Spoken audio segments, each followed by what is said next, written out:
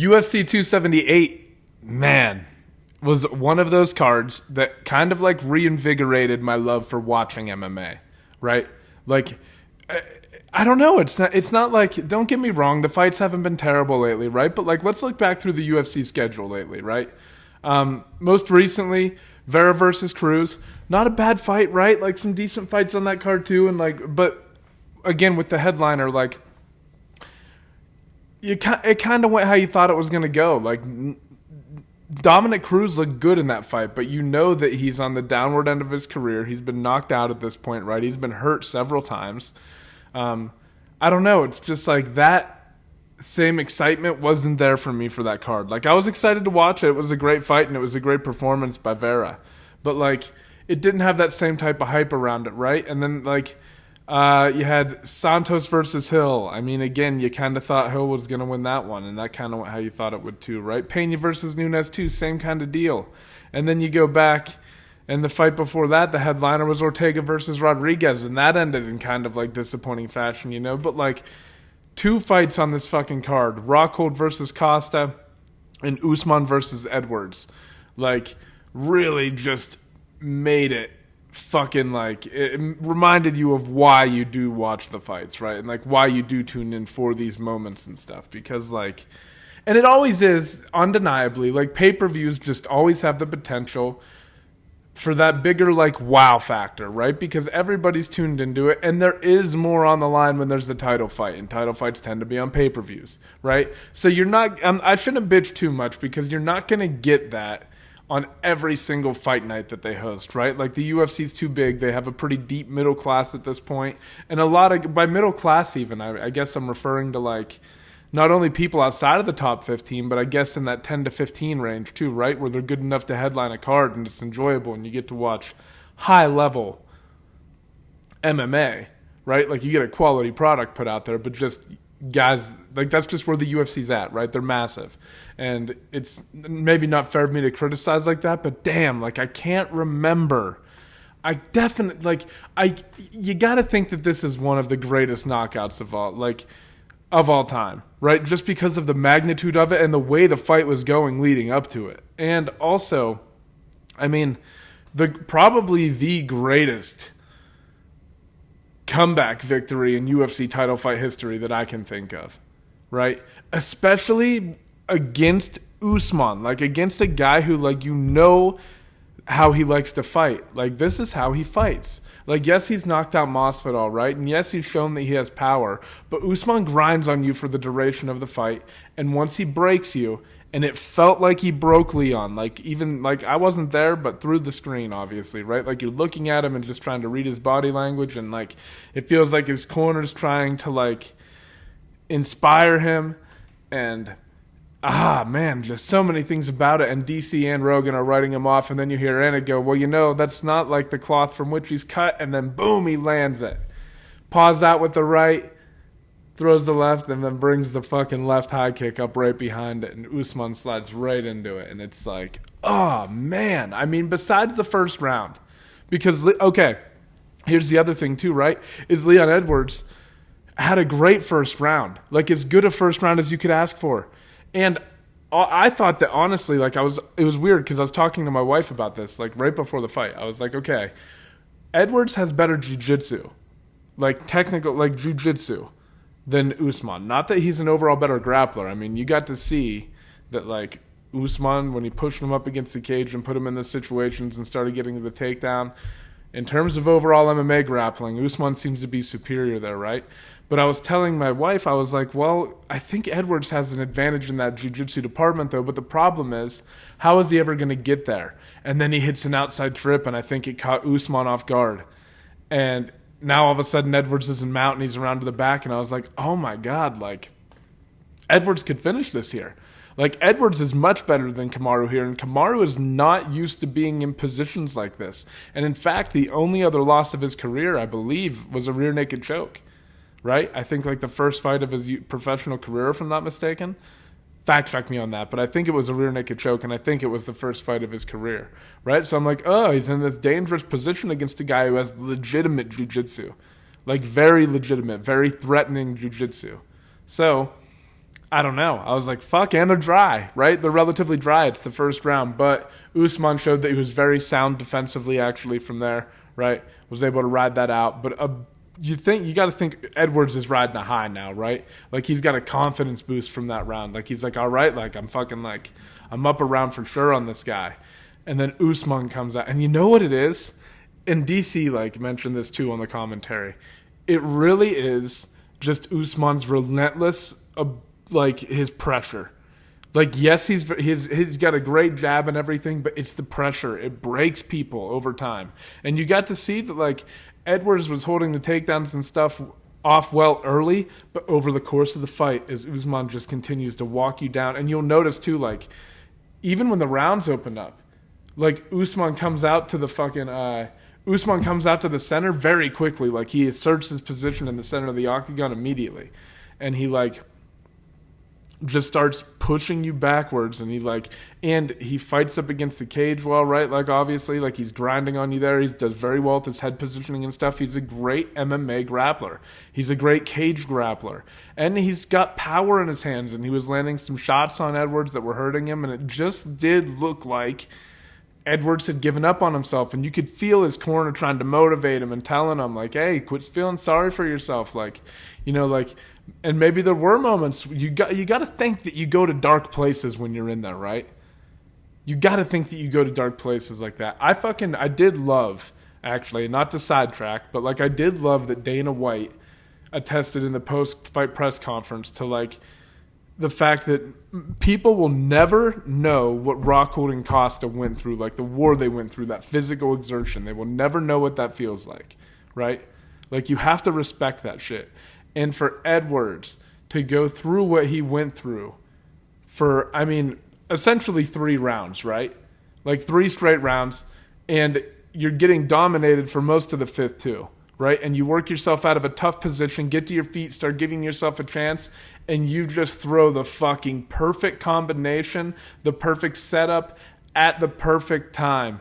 And that head kick fucking boom, just lands so clean. And you got to think too, like, this is the other thing. If Leon Edwards doesn't have the technical striking that he has, right? If he can't throw that technique with that effortless, just like flop, right? It's not like he threw it like super, super hard. It was that he threw it flawlessly. The reason that it had the power that it did is because Leon Edwards executed perfect technique deep into a fight when he was undoubtedly tired. If your technique is perfect, right, it will show through when you're tired. If you, like, that's the first thing that goes, right? Like, so if you start throwing and overexerting with big shots, your technique will start getting sloppy. And that's what a lot of guys do when they get tired to compensate. Leon Edwards, though, stayed calm in that moment, and he just fucking delivered. And it hit home, and, like, it's like, wow. Less than a minute left. Like, the only other more spectacular comeback I can think of in title fight history is Anderson Silva versus Chael Sonnen when he caught him in the triangle. That, at least off the top of my head. I mean, like, man, Usman gives you that feeling of inevitability when he's fighting. Like, I was writing it off too, like DC, and like, what really were the odds when Usman gets there that he's going to make that mistake? And Usman fought a near perfect fight the entire time. Like, nearly perfect, right? Like, I would imagine when this opens up, if they do fight again, Usman's probably going to be the favorite. He still dominated the fight. But in fighting, you can make one mistake. One mistake. Edwards lost almost every minute of that round, right? Except for 5 minutes. He lost 15 minutes. He lost essentially, like, what? 15 plus 4, 19 of the 25 minutes. Maybe a little more if you consider control time towards the beginning. Whatever, you get my point. But despite all of that, and despite all of the work that Usman did, it took one perfectly executed clean shot. And it had to land that way because even if you hurt guys like Usman, right? Like, what are the odds that if you just, like, stun him? We've seen him get, like, cracked and, like, wobbled a little bit against, like, guys like Colby, right? But he recovers and he comes back, right? So it's like, what are the odds that you're actually going to get him out of there? Even if you do hurt him, but the way that it landed, he put him out in one fucking shot. And it was just, like, brilliantly timed, brilliantly executed. and it ultimately didn't give up on himself. You know what I mean? Like, he was like, fuck it, I gotta throw something out there. And he just set it up perfectly. And it's like, damn, what a performance and what a moment, like, to witness. Like, after the fight, I was fucking freaking out after the fight. Like, I can't remember the last time I freaked out like that after a fight. And then when you were like, you know how you're watching some fights and they kind of, like, when they're exciting, they go quick? When I was watching Rockhold versus Costa, it felt like the fight was taking a long time, and I felt like that was kind of adding to your, like, sympathy for Rockhold, because you would just see him taking this punishment and see how tired he was, and see him just, like, continuing to fire back when you thought he had absolutely nothing left, bending over, putting his hands on his knees, and then still firing the left hand and hurting Costa with it. It was crazy. It was like... And it felt like every time he would do something or like he would get hurt, you would look at the clock and be like, how much time's left? So it's like, and he'd be like, oh, fuck, there's 3 minutes left in the round. And Costa's still like beating him up. And it's like, holy shit. Like, it was just like, it felt like it strung out forever, but it was a legitimate dogfight.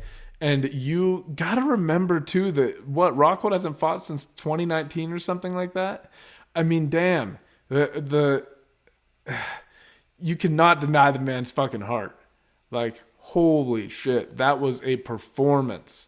Like, it's crazy because Costa won the fight in dominant fashion, right? Like, he just beat Rockhold up and put him in some troubling situations on the ground. I was surprised with how easily he was able to, like, advance through positions when he got on top of Rockhold.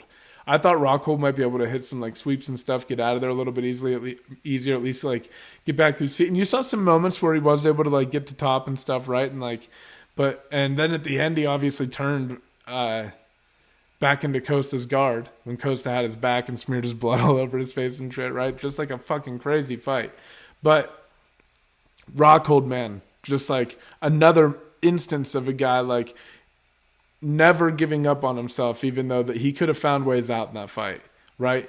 Because there were moments where he was tired and Costa would land something big.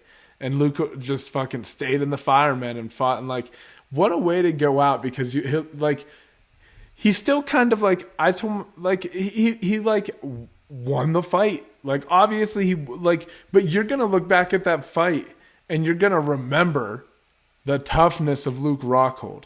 I mean, and yes, it was a brilliant performance by Paulo Costa, but it's like it will get overshadowed by how tough Rockhold was in the moment with him, like, smearing the blood into his face. Like, that, the way that story is going to get written, it's going to get written in favor of Rockhold. Like, he still wins the story of the fight, if that makes sense. In my opinion, at least. Like, I think that's how history is going to view it, and that's how at least I know I'm going to remember it. Like, I'll remember Costa beating him up, but I'll remember Luke being tired and fucking digging down deep and, like, just fucking firing back. Like, damn, like, that took a lot.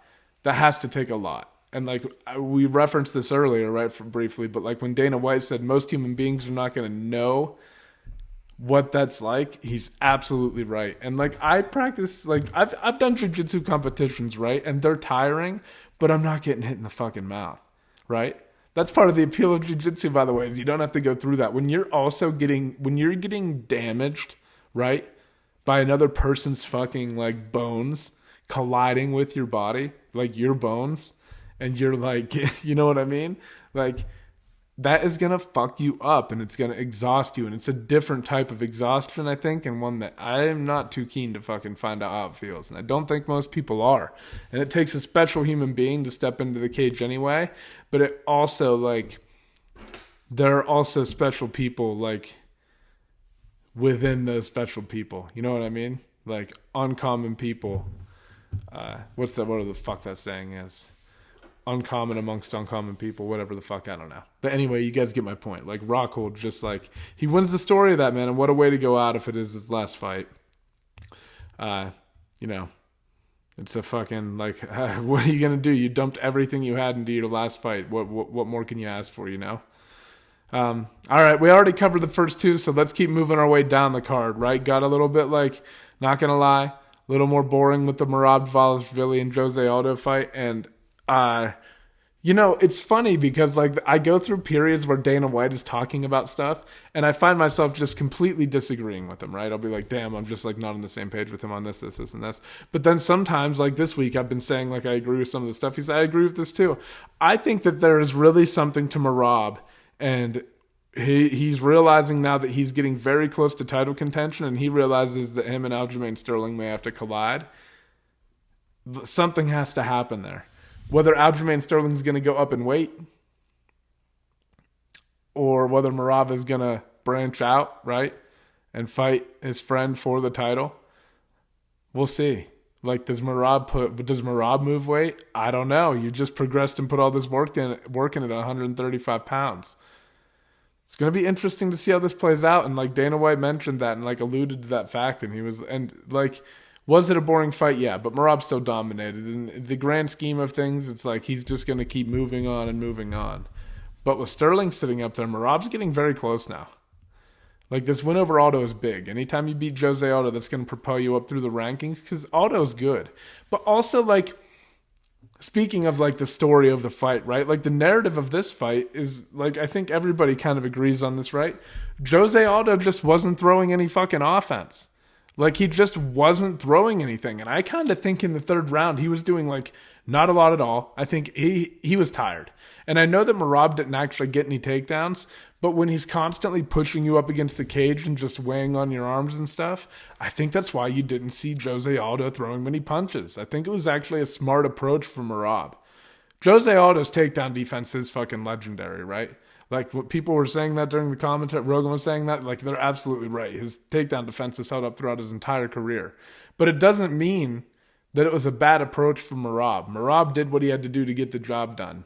But I think he could have, like, maybe put his foot on the gas a little bit more, maybe took a few more risks because he was able to put such good pressure on Aldo. But it is what it is. It does make you wonder, though, where his head's at now, because he's realizing, like, this title shot is actually going to be, like, realistic. And my friend in my camp could have the belt when it's time for me to start challenging for it. So what happens there? I don't know. We'll see how it plays out. But it was a good performance for Merab overall in terms of, like, a win's a win and it just keeps the train rolling, baby. You know what I mean? Like, if you win it, that's the thing about the UFC. If you're winning, you're not going to get cut. They might, if you're not exciting, they might delay your path to the title and make you fight, like, maybe not so high level guys or whatever, or just keep giving you, like, not high profile fights. But it's almost like there's an argument that that's almost the better path to go through because it, like, slowly builds you in a manner that you can handle, like Khabib and like Merab, right? It gets you a lot of octagon time and a lot of octagon experience. And then they get into these big moments and you see that they get to excel because they've accumulated so much octagon time and they're comfortable with it, right?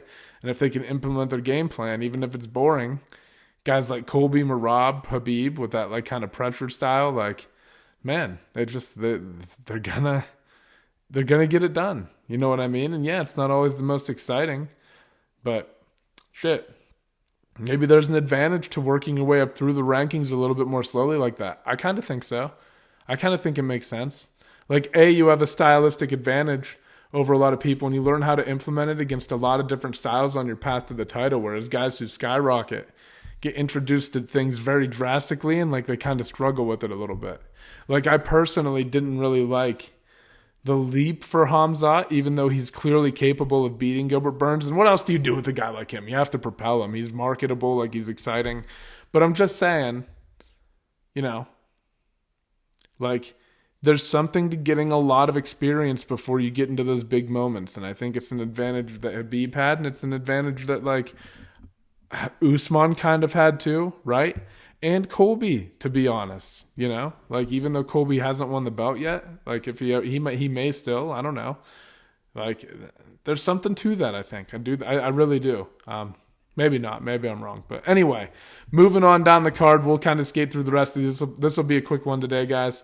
Lucia Pudilova picked up a win over Wu Yanan. And I kind of thought Yanan was going to have the grappling advantage in this one and would maybe be a little bit more comfortable in those gritty situations. But Pudilova showed that she was, like, the superior grappler as well. Got the fight to the ground and picked up a TKO win in the second round. Tyson Pedro came out against Harry Hunsucker, and man, just, like, Hunsucker previously fought at heavyweight, and I mean, granted, he doesn't have a great record, but it makes you wonder if that sudden drop in weight, because he didn't necessarily look like he was shredded or anything. He just looked like he lost a bunch of like weight, right? Like maybe a ton of water weight, got to 205, and I think it like drains you and it kind of impacts your ability to take a shot. And he just never got anything going, you know? Pedro landed the jab, hit him with a kick to the body, and ended the fight in the first round, just a little over a minute. Marcin Tybura versus Romanov was a good fight, man. I thought that it was like a good learning experience for Romanov, and that like, yes, you're able to do that to guys, but when you are wrestling large human beings in a fight where it's not, you know what I mean, for 15 minutes, you got to slow the pace down a little bit if you want to be successful, and maybe be okay with not dominating so much, or like not like exerting so much energy trying to keep him on the ground. Let him build his base back up and maybe like mat return him and keep him working in those regards, right? But when you're like putting a lot of effort to keeping a guy grounded in the heavyweight division, it can drain on you, you know? And I think this was maybe the first time Romanov really experienced that, and, you know, didn't really have the energy to go for the takedowns and stuff that he wanted to throughout the second and third round. It allowed Tybura to kind of, you know, get his hands going and just kind of get a little bit more volume going and win the fight. So I don't know. I thought it was a close fight. I kind of thought it was a draw personally, but yeah, learning experience for Romanov. I think he'll be back though, and I still think he has a ton of potential. If you look at what he can do in the first round, if he can moderate that and put a different pace on people, right? Learn to get his hands going a little bit more and mix things up, I think he'll go very far. Jared Gordon picked up a unanimous decision win over Leonardo Santos. Luis Saldana versus Sean Woodson. Man, this was a draw, and it was just a weird fucking fight, right? Like Saldana hurt Woodson at one point and then just like mocked him while he was getting back up, and it's like, go finish the fight, dude. Like, what are you doing? You know what I mean? Like, I don't know. It was just very strange. Angelosa versus AJ Fletcher. I can't remember all the particulars of this one, but I remember like AJ Fletcher was looking good early, looking very technical, and then all of a sudden Loza just started landing, right? Boom, boom, boom. Then was able to get on top more and stuff like as the fight progressed, and just continued to land like that right hand in particular, right? So he looked great, and a big win for him. AJ Fletcher's a guy with a lot of talent too, but just like, I don't know. Just like once Losa got going and started finding home, it was like, man, hard to stop him. Amir Al-Bazi picked up a first round rear naked choke victory over Francisco Figueiredo, the younger brother of Davis and Figueiredo. I'm going to do a breakdown for that one, guys, so make sure that you check it out. I'll post it up here. I always forget which fucking side it's on, but it'll be in one of these corners up here. So check that out. That'll be out either maybe it'll be out when you guys are watching this, maybe not. But yeah, great performance from Al-Bazi and just very technical jiu-jitsu. So it was a fun one to break down. Ariche Long picked up a decision win over Jay Perrin. Man, Jay Perrin just couldn't find the range. Felt like he was really struggling with that. Couldn't get any combinations going. And Victor Altamirano picked up a first-round victory over Daniel Da Silva. Da Silva kind of hurt him with the right hand early, but then Altamirano hit him with that big knee to the body, got on top, and just was able to progressively keep raining down shots until he got him out of there. Man, I think that's it. I mean, we spent most of the time on the top of the card, obviously, right, talking about Edwards and Usman and Paulo Costa versus Rockhold. I mean, those are the two fights that really everybody is going to be talking about after the card, right? Like, damn. What Edwards pulled off is one of the most incredible feats in UFC history, to be honest, and for sure, in my opinion, the greatest comeback in UFC title fight history. Just the way it happened, and, you know, like I said, the fact that it almost had to happen that way. But anyway, I know we kind of blew through the other fights on there, just kind of recapping what happened. But like I said, I'm going to keep this one short and sweet, trying to get back into the swing of things. We're actually going to Italy here in a couple weeks, so I don't know. I know I'm sporadic enough as it is with these fucking podcasts, so, but I'll be out for 2 weeks then. So, but I'd like to get a video out for a breakdown and stuff for the fights coming up between Tuivasa and Gane in Paris. That's a big deal that they're going to be fighting there after, you know, the years and years that MMA was illegal in France. So that's a big deal. But anyway, guys, thank you for tuning in, listening to me ramble. Fucking, like I said, UFC 278 was one of those fights where it like got your blood pumping again. You're like, oh yeah, this is why I fucking watch that shit, right? And unlike any other sport, like in a football game in the fourth quarter, it really truly there can be no way at some point for another team to win. Like, the odds of it happening are so insurmountable that it's never going to happen. But in a fight, that doesn't exist. And if you walk out early, you might miss something like what fucking happened, or tune out early. You might miss like something that happened last night. So fucking great performance by Leon Edwards. It sucks because I'm an Usman fan as well, right? Like, I love his style. I love the way he fights. I love that grit that he has, that like fucking pressure, like that type of like style. I love that. And I like watching Usman fight. I know that a lot of people, and he has that knockout power too. Like, he's just like, man. But to see a new welterweight king and the way that fucking Leon Edwards pulled it off was pretty incredible. So, yeah. Anyway, guys, I'm signing off now. Thank you again for tuning in. Do me a favor, hit the subscribe button if you enjoyed listening, and I will catch you guys later. Adios.